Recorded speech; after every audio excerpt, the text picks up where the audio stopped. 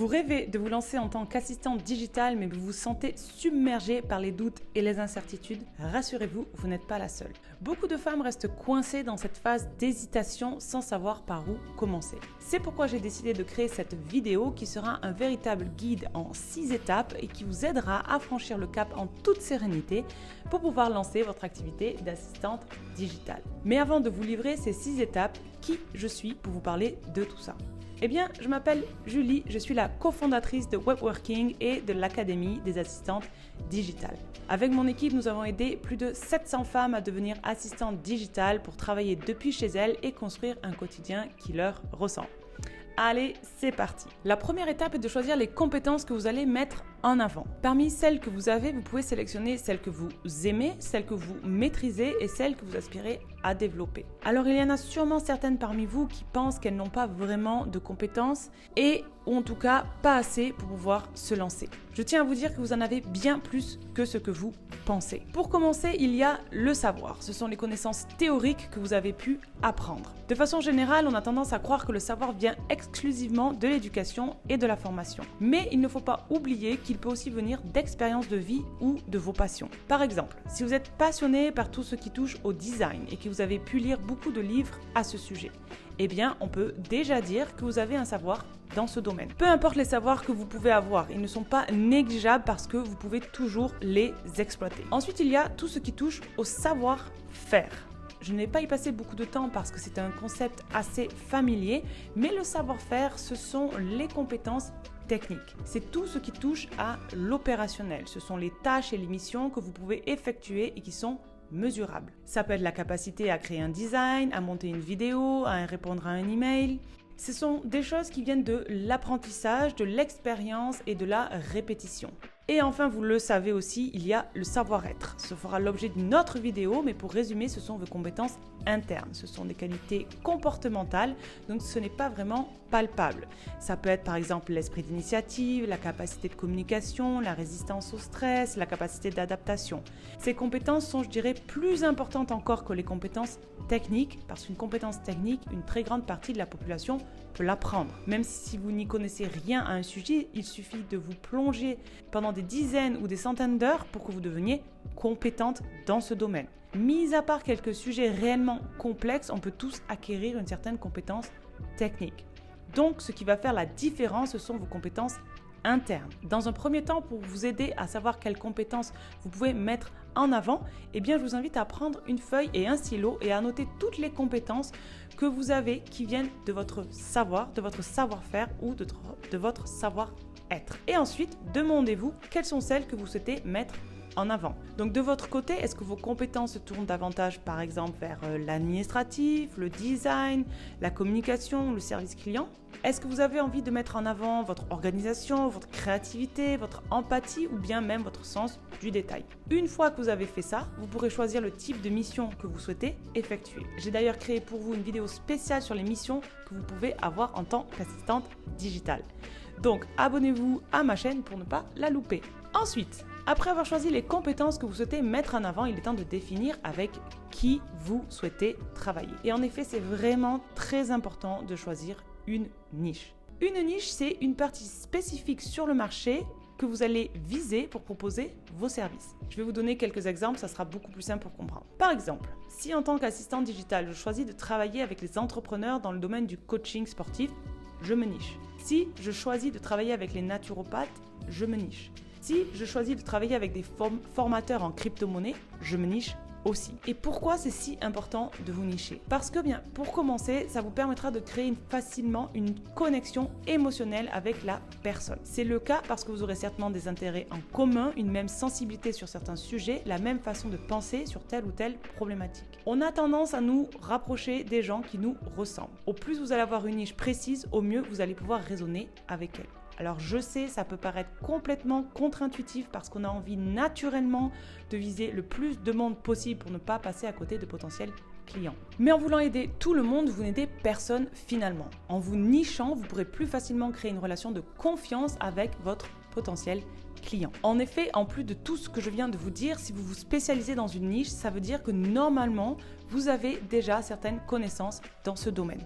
En vous nichant, vous pourrez aussi gagner du temps dans votre communication. L'aide que vous apporterez et la douleur que vous résolvez n'est pas forcément la même pour un coach, pour un formateur ou pour un consultant. Vous serez donc plus précis. Et ce qu'il y a de super en tant qu'assistante digitale, c'est que vous pouvez vraiment choisir une niche qui vous passionne. Que vous soyez passionné par l'art, la mode, la finance, le sport, les animaux ou autres, vous trouverez toujours une entreprise, un potentiel client qui travaille dans ce secteur et qui a besoin d'aide. Une fois que vous avez pu définir avec qui vous souhaitez travailler, il est temps d'établir vos tarifs. Alors je sais, c'est une étape qui peut sembler intimidante, mais c'est aussi une étape cruciale. Dans un premier temps, ça serait intéressant que vous vous demandiez combien de temps par semaine vous souhaitez travailler et combien d'argent vous aimeriez générer à la fin du mois grâce à votre activité. De façon générale, les femmes que je forme ont des tarifs d'assistante digitale débutante qui tournent entre 25 € et 30 € de l'heure. Ce tarif va dépendre des missions que vous effectuez, du profil de votre client, s'il y a déjà un gros business ou non, et de vos compétences, bien sûr. On a toute notre propre notion et rapport à l'argent, donc je vous conseille de choisir un tarif qui vous semble juste et pour lequel vous vous sentirez heureuse de travailler. Et une fois que c'est fait, je vous conseille d'avoir une fourchette haute et une fourchette basse. Comme cela, vous serez plus à l'aise pendant les négociations de tarifs avec votre futur client. Ensuite, une fois que vous êtes au clair avec vos tarifs, il est temps de créer votre profil irrésistible. Votre profil irrésistible est en quelque sorte votre carte de visite, votre CV dans le monde de l'assistanat digital. Je vous conseille de le mettre en avant sur votre profil Instagram, Facebook et LinkedIn. Dans votre profil, vous pouvez mettre en avant qui vous aidez, donc votre niche, comment vous les aidez et quels objectifs vous allez les aider à atteindre. Donc ça peut être quelque chose du genre « J'aide les coachs sportifs à gagner 5 heures par semaine en m'occupant de leurs réseaux sociaux » ou encore « J'aide les formateurs en ligne à gagner du temps en organisant leur plateforme de formation ». Sur votre profil irrésistible, vous pouvez aussi créer 6 ou 9 contenus à haute valeur ajoutée. Dans ces contenus, votre but sera d'identifier un élément douloureux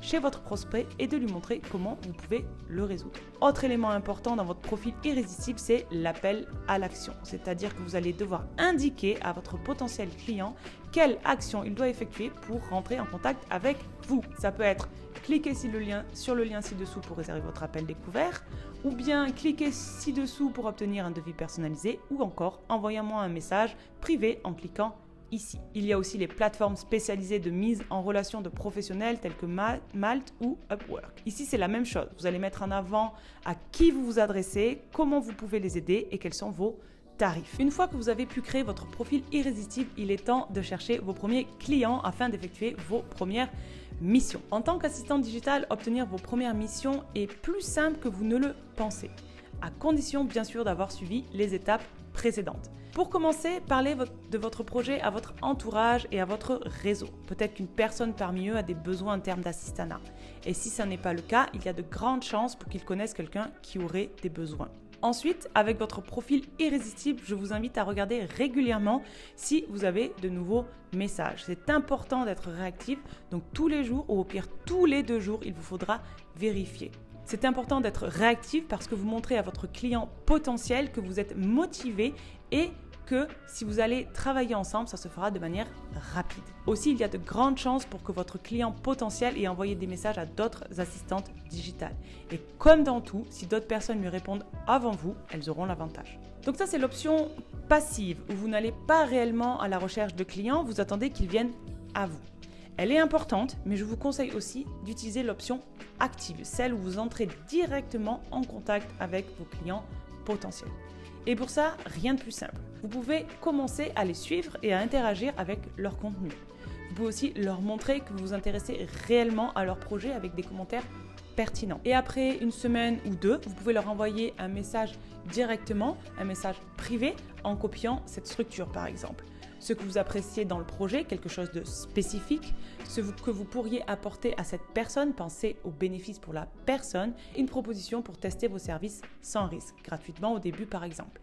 Expliquez en quelques lignes pourquoi vous feriez du très bon boulot et vos motivations. Et enfin, une fois que vous avez votre premier client, il est important de créer votre entreprise. Pour ça, je vous conseille de créer une micro-entreprise. Vous pouvez littéralement la créer en 15 minutes sur le site de l'URSSAF. C'est aussi celle qui est la plus simple en termes de gestion parce que vous devez uniquement déclarer votre chiffre d'affaires mensuellement ou par trimestre. Et si vous ne générez pas de chiffre d'affaires, vous n'avez aucune cotisation à payer. Si vous bénéficiez de l'ACRE, vous payerez environ 11% de cotisation sociale sur votre chiffre d'affaires pendant un an et ensuite la cotisation passera à environ 22% de votre chiffre d'affaires. Donc, au moment d'annoncer vos tarifs à vos potentiels clients, je vous invite à annoncer un tarif qui prend en compte la cotisation. Et voilà, on en a terminé avec les 6 étapes pour vous lancer en tant qu'assistante digitale. Pour récapituler, il vous faut choisir les compétences que vous allez mettre en avant, définir avec qui vous allez travailler, établir vos tarifs, créer un profil irrésistible, chercher vos premiers clients et créer votre entreprise. C'est exactement de cette façon que nous aidons les femmes à devenir assistantes digitales au sein de notre académie. Si vous désirez en savoir plus, cliquez sur le lien dans la description juste en dessous de cette vidéo pour accéder à la masterclass offerte que j'ai créée pour vous. Elle vous permettra d'aller encore plus loin dans la construction de votre activité d'assistante digitale et ça gratuitement. Et comme d'habitude, likez cette vidéo et abonnez-vous pour ne pas louper les prochaines vidéos. C'était Julie, je vous dis à bientôt.